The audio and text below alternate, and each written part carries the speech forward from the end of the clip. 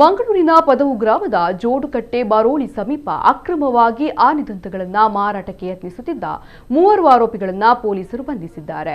ಬೆಳ್ತಂಗಡಿಯ ಶಶಾಂಕ್ ಪುದ್ವೆಟ್ಟು, ಮಂಜೇಶ್ವರದ ಅಬ್ದುಲ್ ಖಾದರ್ ಅತ್ತಾವರದ ಪ್ರಭಾಚಂದ್ರ ಬಂಧಿತ ಆರೋಪಿಗಳು ಎಂದು ಪೊಲೀಸರು ತಿಳಿಸಿದ್ದಾರೆ. 2 ಕಾರು ಮತ್ತು 42 ಕೆಜಿ 700 ಕಿಲೋಗ್ರಾಂ ತೂಕದ 2 ಆನೆದಂತಗಳನ್ನು ವಶಪಡಿಸಿಕೊಳ್ಳಲಾಗಿದೆ.